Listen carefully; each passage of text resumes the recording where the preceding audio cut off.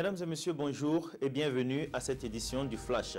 Fin de l'Assemblée générale des sociétés d'État hier vendredi 29 juin. L'on retient que c'est sur une note de satisfaction que les participants se sont quittés. Durant 48 heures, cette Assemblée générale a passé en revue les rapports de gestion de 21 entreprises. Il ressort que ces entreprises ont contribué de manière significative au budget national. Cependant, l'Assemblée a décrié l'insuffisance de l'application du Code de bonnes pratiques de gouvernance et invite toutes les entreprises à s'y conformer.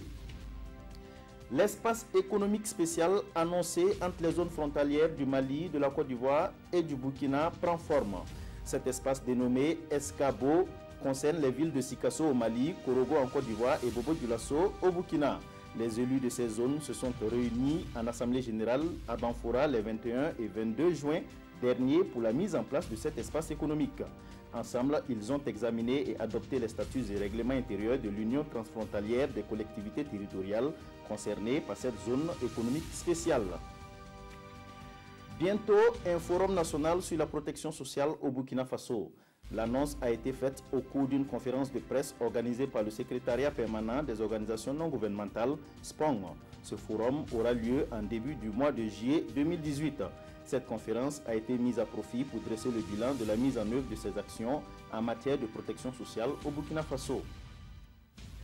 Les bus de la Sotraco, la société de transport en commun, roulent désormais à Bobo-Dioulasso.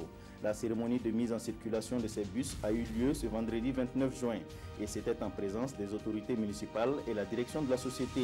Ces bus vont permettre d'apporter une solution aux problèmes de mobilité des habitants dans la ville de Sia.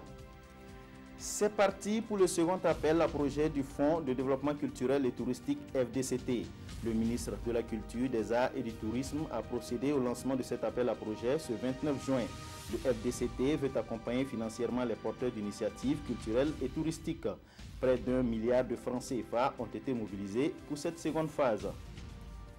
À l'international à présent, hier vendredi à Sévaré au Mali, le camp de la force multinationale antiterroriste G5 Sahel a été la cible d'une attaque terroriste. 2 soldats et 1 civil ont trouvé la mort au cours de cette attaque. Selon des sources policières, 4 suspects ont été arrêtés et des opérations de ratissage continuent dans la zone. C'est la première fois que les terroristes s'en prennent directement au quartier général de la force conjointe du G5 Sahel, une force antiterroriste qui regroupe le Burkina, le Mali, la Mauritanie, le Niger et le Tchad.